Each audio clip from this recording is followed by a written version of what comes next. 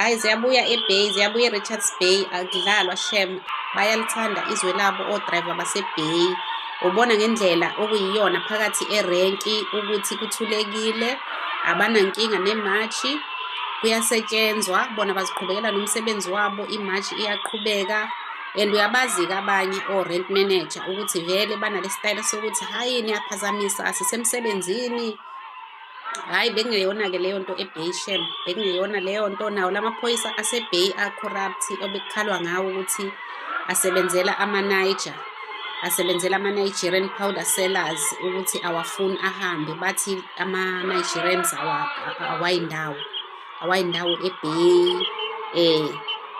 Uwatshelile kuphakela umthakathi izolo wathi maphoyisa sizokuzwa ngani, elethu lelizwe, so ngeke nisitshele ukuthi abantu abadayisa upowder babulala izwe lethu bese nisitshele ukuthi nina bayindawo.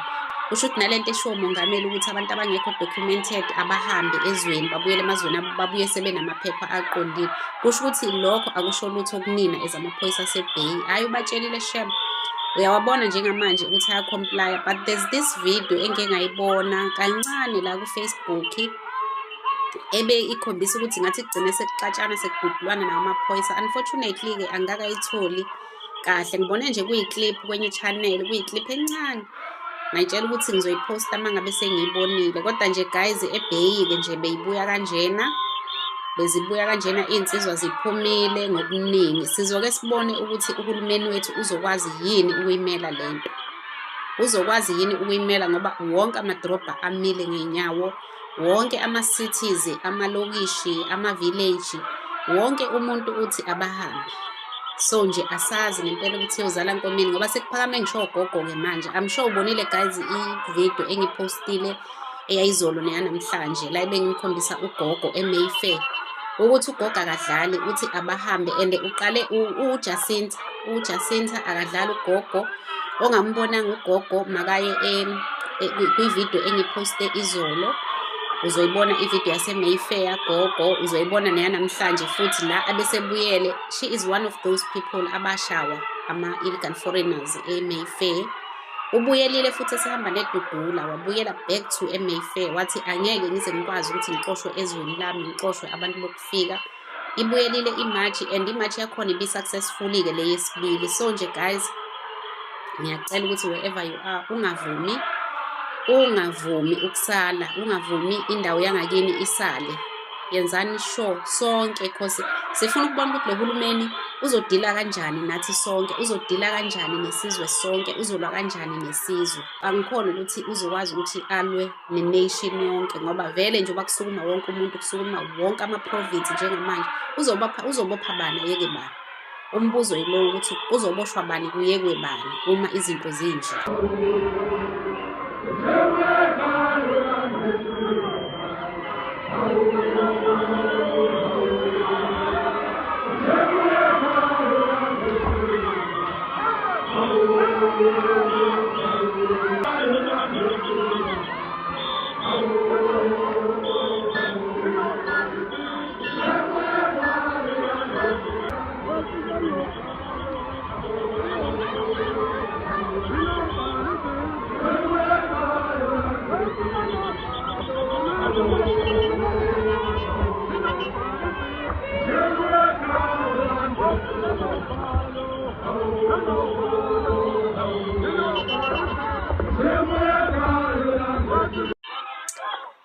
Hhayi yabona umuntu othi uphakela uyomkhohlwa empilweni, umuntu wase-South Africa othi uyomkhohlwa uphakela umthakathi, hhayi umuntu ongalithandi izwe.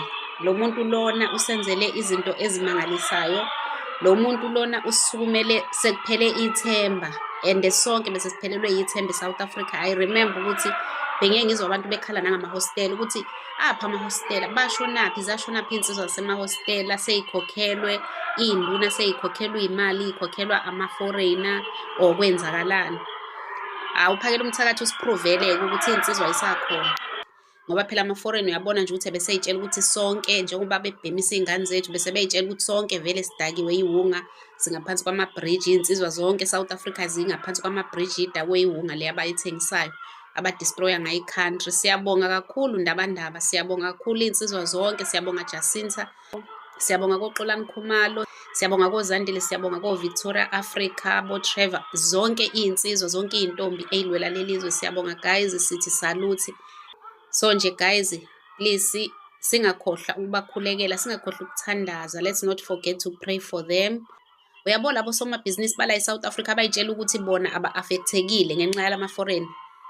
Bayayisola in future cause njengoba lama-foreign ethatha kuthina la phansi, bethatha ama-small businesses away from us, ama-spaza shops, ama-salons and everything, bethatha imisebenzi.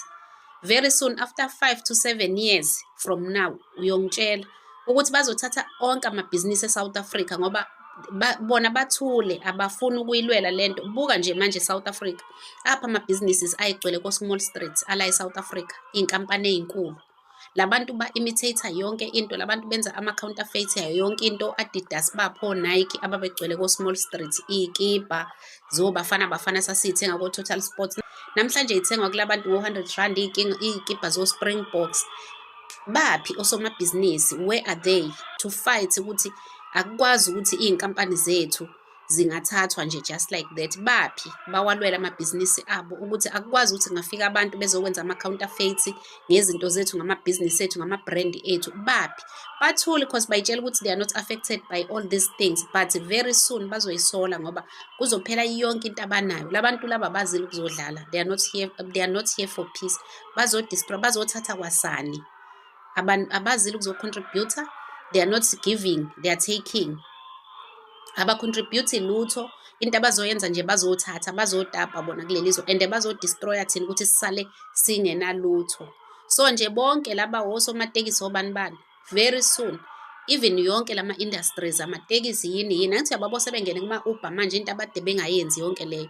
Izinto ey'ningi zala eSouth Africa ebezenziwa yithina bayithathile zonke. Bazobayeka kanjani-ke bona? Very soon uzozwa sekuthiwa ba-own ama-Quantum erenki, sebenza ukuthi nokuthi, ba-own ama-security companies. Angithi ama-security companies ayabagada njengamanje, yibona ababavikelayo. Very soon uzozwa kuthiwa ba-own ama-security companies, njengoba bona nje beyitshela ukuthi hayi thina we are not affected, ama-client ethu bayasikhokhela. Abazile ukuzodlala, siyanitshela, nitshela ukuthi ni-business minded, ni-smart, nazi yonke into, kodwa niyakhumbula lama-march ukuthi ukuba nawa-support ama-march, ukuba najoyina naba iphathi yama-march, ukuthi lezo zinto ey'zokwenzeka in future ngabe bey'ngeke zenzeke, ukuba nalalela nangabi selfish ukuthi ngoba nina nayo yonke into. So njengamanje nje thina siyilwela thina ukuthi kubuye into zethu ey'ncane esinazo, ekubeni vele njengoba silwa la, silwela izinto zethu ey'ncane, imisebenzi, ama-tuck shop, ama-salons nani, silwela even nabo labo big businessmen, because laba bantu if sibakhipha la angeke bekwazi ukuthi banyuke ngaleli lada abafuna ukunyuka ngalo, ngeke basakwazi ukukhupha ngala ma-steps bayofika emabhizinisini amakhulu. Silwela nani, but nina niboni because nitshela ukuthi ninemali, yonke into yenu ihamba kahle, nisibukela phansi. But ngelinye ilanga niyokhumbula and niyobona ukuthi kwangakhona ukudlala lokhu, kwangekhona nje ukuthi inzondo. Thina sesibonile labantu siphila nabo, sihlala nabo emphakathini yethu, siyabazi ukuthi abantu abanjani.